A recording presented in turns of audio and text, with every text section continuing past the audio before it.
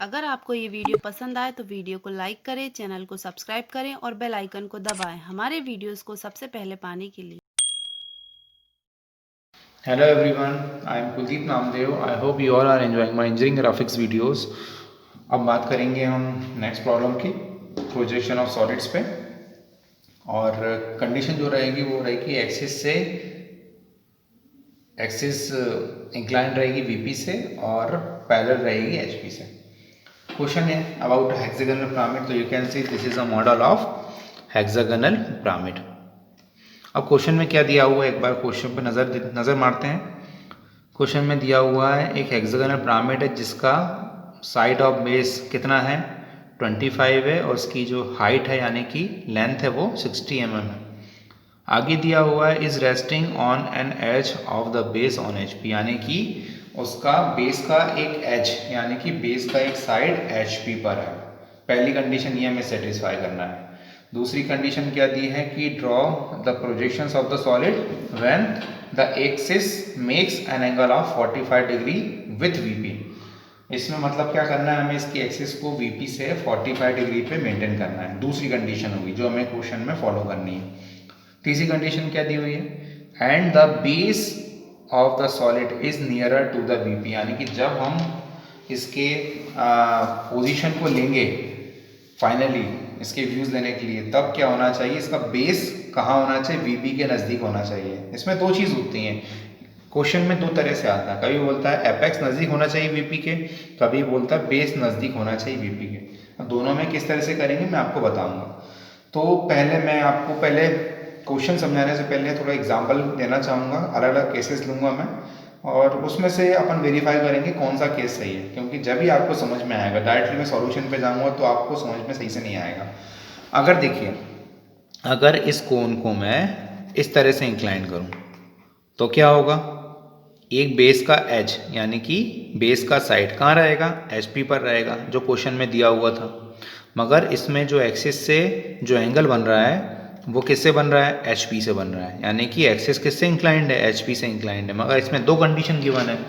पहली कंडीशन क्या है, एक बेस का एज एचपी पे होना चाहिए और दूसरा जो एंगल होना चाहिए एक्सिस का वीपी से 45 डिग्री होना चाहिए। तो जो ये मैंने पोजीशन की थी, इस पोजीशन में क्या थी, इसकी बेस की साइड जरूर एचपी पे हो गई मगर इसका एंगल अभी एचपी से नहीं है, एचपी से है, वीपी से नहीं है, यानी कि ये दोनों कंडीशन मेरी सेटिस्फाई नहीं हो रही है। अब मैं एक कंडीशन और बताता हूँ मैं आपको। सपोज ये मेरा वर्टिकल प्लेन है, ठीक है। अब मैंने क्या किया, इसको सपोज इस तरह से इंक्लाइन किया। किस तरह से इंक्लाइन किया, सपोज मैंने इस तरीके से इंक्लाइन किया।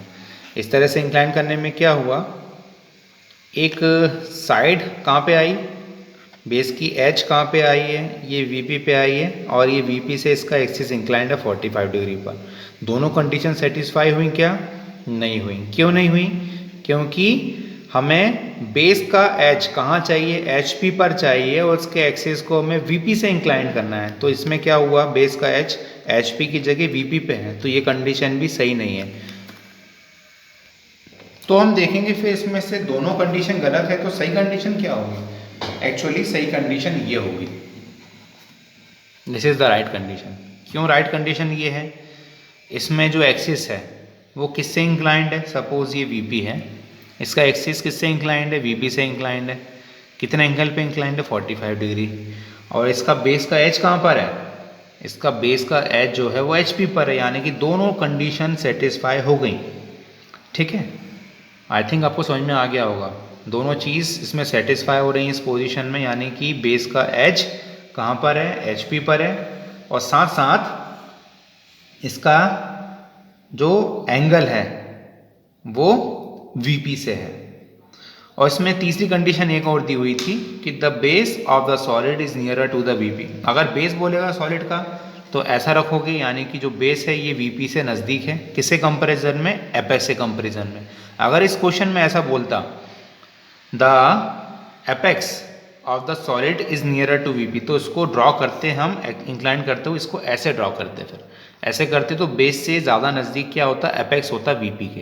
तो याद रखना क्वेश्चन में किसी भी तरह से आ सकता है, एपेक्स वीपी के नियरर बोल सकता है या फिर बेस नियरर बोल सकता है वीपी से। अगर बेस बोला है तो उसके हिसाब से तीनों कंडीशन सेटिस्फाई होंगी। तीनों कंडीशन में क्या होगी, ये इसकी पोजीशन होगी, यानी कि बेस रहेगा एचपी पर, इसकी एक्सिस वीपी से इंक्लाइंड होगी 45 डिग्री पर, और ऐसे कंपेरिजन में बेस रहेगा वीपी से नियरर यानी कि नज़दीक। तीनों कंडीशन सेटिस्फाई यहाँ पे हो रही है, इस पोजीशन में हो रही है। तो मैं इस पोजीशन को फिक्स कर दूँ, मैंने इस पोजीशन को फिक्स कर दिया, मगर इस पोजीशन से मैं फ्रंट और टॉप व्यू नहीं बना पाऊंगा। तो मैं क्या करूंगा, एज पर रूल जिस प्लेन से इसकी एक्सिस इंक्लाइंड होती है, अगर मुझे इसका पहला स्टेज बनाना है तो इसकी एक्सिस को मुझे क्या करना होगा, उसी प्लेन से करना होगा परपेंडिकुलर। तो मैं इसे घुमा के ऐसा कर देता हूँ।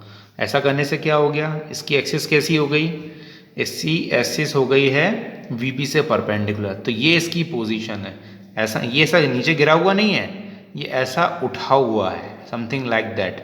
ये ऐसा उठा हुआ है। जब ऐसा उठा हुआ रहेगा तो क्या रहेगा, पहले स्टेज में ये इसकी पोजीशन रहेगी। तो फ्रंट व्यू में क्या दिखेगा आपको, एक हेक्सागन नज़र आएगा। टॉप व्यू में ट्रायंगल नज़र आएगा, जो कि अभी आप वीडियो में देख रहे हैं। तो टॉप व्यू को बनेगा एक्स वाई लाइन के नीचे, और फ्रंट व्यू बनेगा यानी कि एक हेक्सागन बनेगा एक्स वाई लाइन के ऊपर। मगर आप देखेंगे कि ये अभी कहाँ पर है, अभी एचपी पर रखा हुआ है। इसकी एक एज है ना, इसकी एज कहाँ पे है, एचपी पर है। इसकी एज अगर एचपी पर है, इसका मतलब क्या हुआ, इसका मतलब ये हुआ जब हेक्सागन आप बनाओगे तो नीचे वाली जो एज है वो कहाँ पे होगी, वो एक्स वाई लाइन पर होगी। ठीक है, ऑलरेडी मैंने इसका देखिए फ्रंट व्यू बना लिया है। तो आप देखेंगे ये इसका फ्रंट व्यू है। तो इसको बनाने का तरीका बताऊं, अगर इसको सर्कल मेथड से बनाया है तो कंफ्यूज नहीं होना है। पहले आप हेक्सागन बना लें, हेक्सागन आप ड्रॉ कर लें सर्कल मेथड से, फिर जो नीचे वाली जो एज होगी वहाँ से आप एक्स वाई लाइन ड्रॉ कर लें। अगर पहले एक्स वाई लाइन ड्रॉ करेंगे फिर सर्कल ड्रॉ करेंगे तो ये हो सकता है कि इस B dash C dash edge को आप एक्स वाई पे ना ले पाएँ। तो इस कंडीशन में क्या करना है, पहले आप हेक्सागन ड्रॉ कर लें और बी डैश सी डैश जो एज आएगी वहाँ से आप एक्स वाई लाइन ड्रॉ कर लें। तो ये तो बन गया इसका फ्रंट व्यू। अब बात करते हैं इसके टॉप व्यू की। अब टॉप व्यू कैसे ड्रॉ करेंगे, क्योंकि ऑलरेडी मैंने प्रीवियस क्वेश्चन में भी आपको बताया था कि अगर front view X Y line को टच होता है, एक्स वाई लाइन पर होता है, तो टॉप व्यू को कुछ डिस्टेंस पे मेंटेन करना है, यानी कि दोनों व्यू एक साथ कभी भी एक्स वाई लाइन पर नहीं होंगे। तो अगर ये front view X Y line पर है तो टॉप व्यू क्या होगा, एक्स वाई लाइन से कुछ डिस्टेंस पर होगा। तो पहले तो मैं क्या करता हूँ, ड्राफ्टर को एडजस्ट करता हूँ। ड्राफ्टर ठीक है, सारे पॉइंट्स को मैं नीचे लाता हूँ एक्स वाई लाइन तक। सबको कहाँ लेके आता हूँ मैं, एक्स वाई लाइन तक पहले मैं लेके आता हूँ। तो सबको ले आया मैं एक्स वाई लाइन पर। ठीक है, मैंने क्या किया, अपनी मर्जी से एक लेंथ ले ली, ये मैंने एक लेंथ ले ली, सबको वहीं तक लाऊंगा मैं। इसको भी यहाँ तक लाऊंगा, इसको भी यहाँ तक लाऊंगा। ये डिस्टेंस कुछ भी हो सकती है। ऐसा इसलिए कर रहा हूँ मैं क्योंकि ऑलरेडी क्या है, जो इस क्वेश्चन का फ्रंट व्यू है वो एक्स वाई लाइन पर है। टॉप व्यू को मैं एक्स वाई लाइन पे नहीं ले सकता, तो अपने मर्जी से कुछ भी डिस्टेंस नीचे में ले लेता हूँ, जैसा मैंने लिखा था, और मैंने इसको ड्रॉ कर लिया। ठीक है, ये कौन सी लाइन हो गई, बेस लाइन हो गई। तो सारे पॉइंट मार्क कर सकता हूँ। तो ये पॉइंट हो गया ए, ये हो गया बी और एफ, ये पॉइंट हो गया O1, और ये पॉइंट हो गया C और E, ये पॉइंट हो गया, इसका नाम D रहा। अब जैसे कि मैंने बताया था आपको कोन में और पिरामिड में सबसे पहले O पॉइंट फाइंड करना है। तो इसकी हाइट कितनी है, इसकी हाइट क्वेश्चन में दी है 60 mm। तो मैंने क्या किया, यहाँ से 60 mm ले लिया। डिस्टेंस कितना डिस्टेंस लिया, 60 mm लिया, और इसको मैं एक्सिस लाइन से ड्रॉ करूँगा।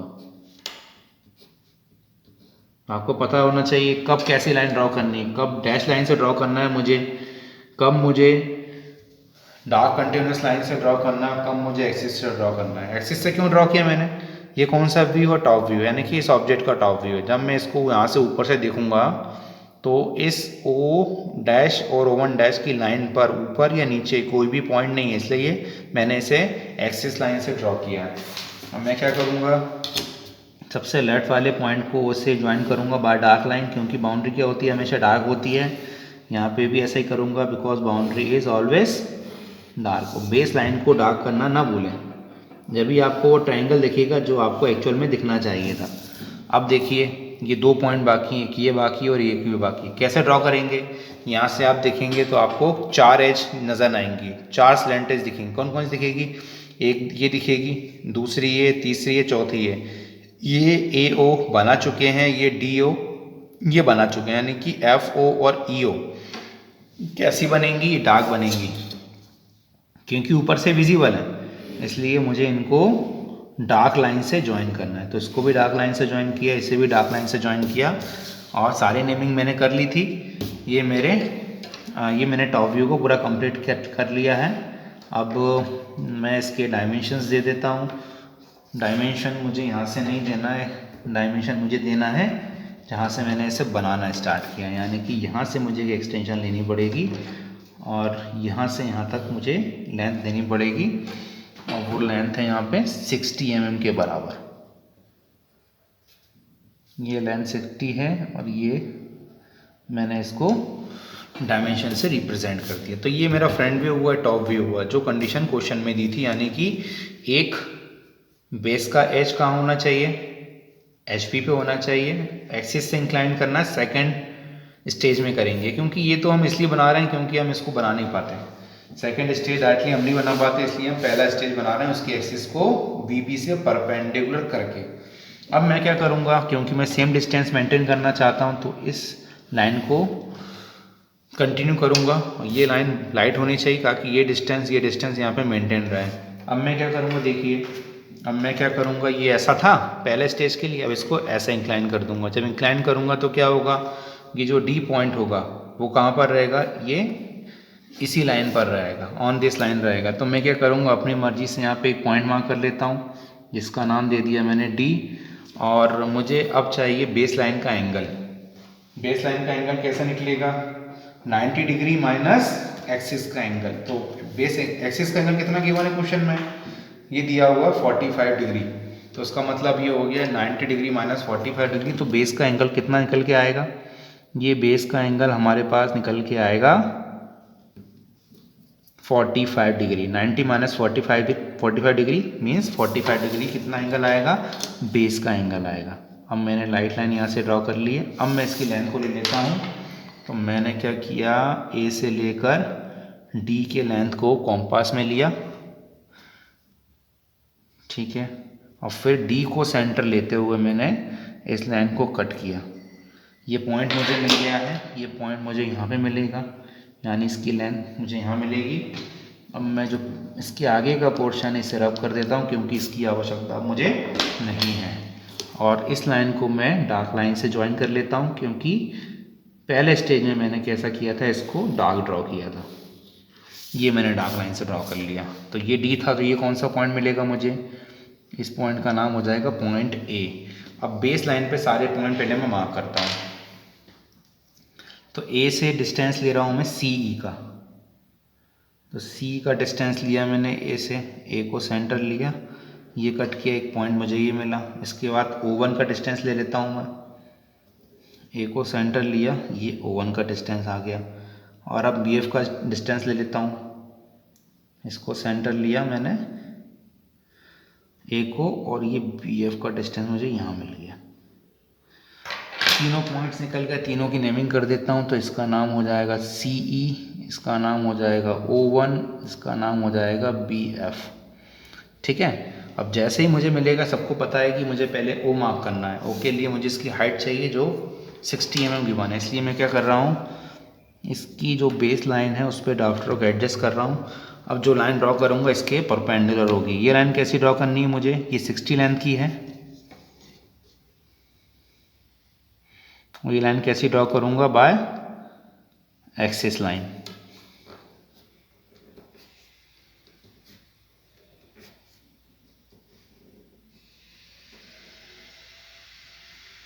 ये जो पॉइंट फाइंड किया इसका नाम पॉइंट O है। अब मैं क्या करूँगा, इस O को मैं D से ज्वाइन करूँगा बाय डार्क लाइन, और इस O को मैं A से ज्वाइन करूँगा बाय डार्क लाइन। बाकी दो लाइन कैसी थी, ये बीच की दो लाइन भी डार्क लाइन से ज्वाइन थी, तो इनको भी डार्क लाइन से ज्वाइन करूँगा मैं। इसको भी डार्क लाइन से मैंने ज्वाइन किया और इसको भी मैंने, देखिए पूरा फिगर बन गया है। अब एक्सिस का एंगल मुझे लिखना है, जो एंगल मुझे 45 डिग्री दिया गया था। तो यहाँ से मैंने इसको एक्सटेंड किया यहाँ तक, चाहे तो यहाँ तक भी कर सकता हूँ मैं, क्योंकि दो लाइन आपस में पैरेलल है तो एंगल मैं यहाँ पे भी लिख सकता हूँ 45 डिग्री। अब अगेन मुझे ड्राफ्टर को एडजस्ट करना है इस एक्स वाई लाइन पर, तो एक्स वाई लाइन पे लेके गया और ड्राफ्टर को मैंने एडजस्ट कर लिया है। अब जितनी भी पॉइंट्स मैंने मार्किंग की है मैं सबको ऊपर लेके जाऊंगा, इसको ऊपर लेके जाऊंगा। अब एक्सिस को मैं नहीं ड्रॉ कर रहा हूँ, पूरे ऑब्जेक्ट को ही मैं ड्रॉ करूँगा। जितने भी पॉइंट्स मैंने मार्क किए हैं सबको मैं ऊपर लेके जाता हूँ।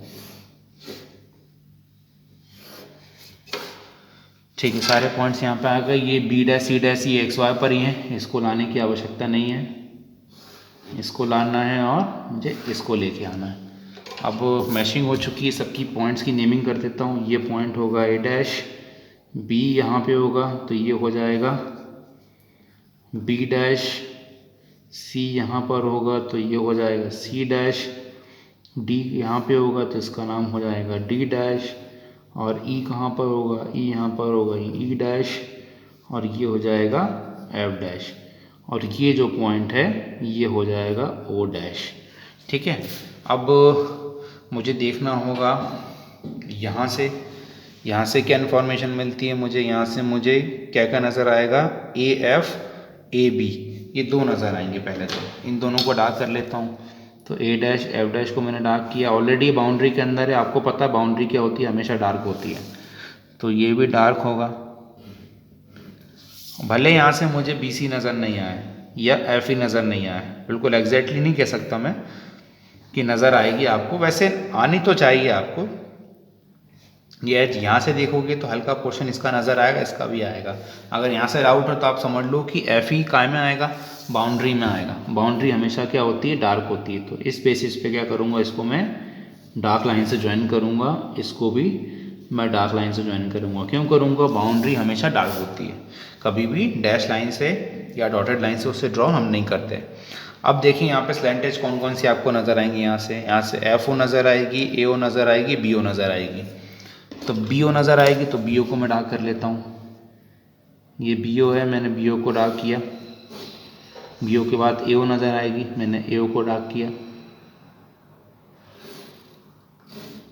ए ओ के बाद मैंने एफ ओ को डार्क किया। ठीक है, अब आप देखेंगे यहाँ से तो ज़्यादा इन्फॉर्मेशन और नहीं मिल रही, मगर आप देखेंगे कि ई ओ ये आएगा बाउंड्री में। ई ओ नाम की स्लैंट एज है ना, और सी ओ नाम की स्लैंट एज है, ये दोनों आएंगी बाउंड्री में। बाउंड्री में आएंगी इसलिए मैं इसको डार्क कर रहा हूँ। तो मैंने यहाँ पे सी ओ को डार्क किया और फिर मैंने ई ओ को डार्क किया बाय डार्क लाइन, ज्वाइन किया बाय डार्क लाइन। कितनी स्लैंट एज हो गई इसमें देखिए, एक हो गई, दो हो गई, तीन हो गई, चार हो गई, पाँच हो गई, एक बची है यहाँ पे ओ डी।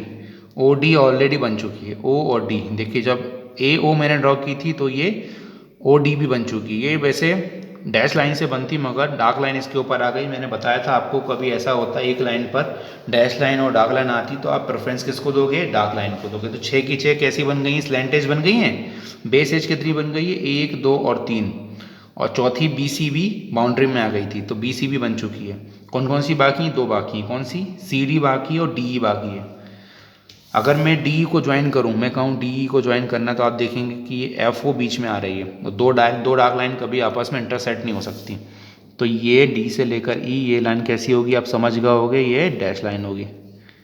तो इसको डैश लाइन से ज्वाइन करूँगा। मैं कहूँगा सी डी को ज्वाइन करूँ तो आप ये देखोगे ये भी इसमें बी ओ बीच में आ रही है, यानी कि दो लाइन डार्क लाइन कभी इंटरसेक्ट आपस में नहीं हो सकती। इसका मतलब वो डैश लाइन है। अब इसमें मैंने काउंटिंग कर ली, इसमें कोई भी ऐसी एज नहीं है जो बाकी है, और सारी चीज़ें मैंने इसमें बना दी हैं। इसमें कोई भी कमी फिगर में नहीं है। जो पोजीशन हमने दिखाई थी ये इसकी पोजीशन थी। इस पोजीशन में आप देख सकते हैं ये इसका कौन सा व्यू होगा, टॉप व्यू होगा। ये कौन सा व्यू होगा, जब मैं इसको यहाँ से देखूँगा इसको फ्रंट व्यू होगा। तो इसको मैंने ड्रॉ कर लिया, इसके पोजीशंस। ये क्वेश्चन यहीं पे ख़त्म होता है। क्वेश्चन कैसा लगा प्लीज़ बताइए कमेंट बॉक्स में। Thanks for watching this video.